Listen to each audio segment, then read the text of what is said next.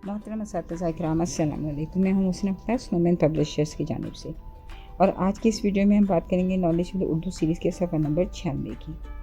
ये देखिए, ये है सफ़ा नंबर 96। यहाँ हरफ वाव का तारुफ दिया गया है।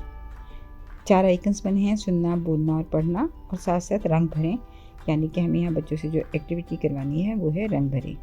साथ साथ कहानी का QR कोड मौजूद है। तो सबसे पहले आप बच्चों को कहानी सुनवाइए।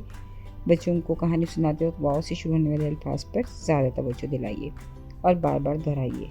उसके बाद बच्चों को वाव बोर्ड पे लिखिए और बच्चों को बताइए कि ये है वाव, वाव, वाव। इसका नाम है वाव और इसकी आवाज़ है वो। नाम है वाव और आवाज़ है वो। नाम है वाव और आवाज़ है वो। बच्चों को बताइए कि वाव की छोटी शक्ल नहीं होती। उसके बाद उनसे कहिए कि कहानी को याद करें और बताएं कि कहानी में कौन कौन से वाव के अल्फाज मौजूद हैं जिनकी इब्तदाई आवाज़ वो है। बच्चे कहानी को सुनाएंगे, याद करेंगे और आपको वो अल्फाज बताएंगे। उसके बाद बच्चों से कहिए कि वो किताब की तरफ देखें, किताब खोलें और किताब में मौजूद तस्वीरों के नाम बताइए। उन्हें बताइए ये है वरक।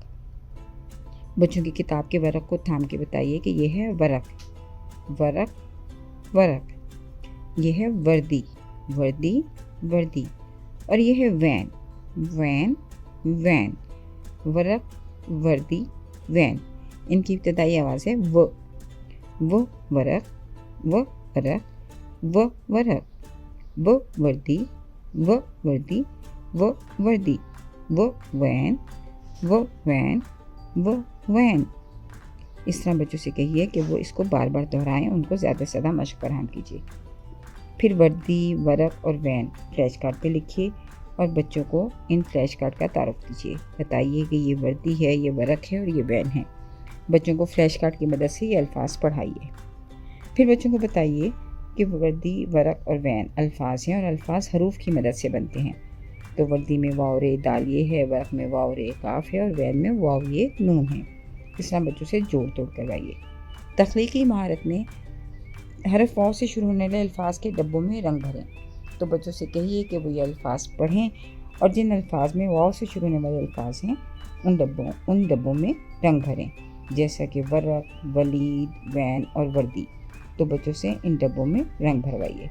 इस तरह सफ़ा नंबर 96 ख़त्म हुआ। सफ़ा नंबर 97 पे लिखाई की मश्क है। पेंसिल फेरें और पढ़ें।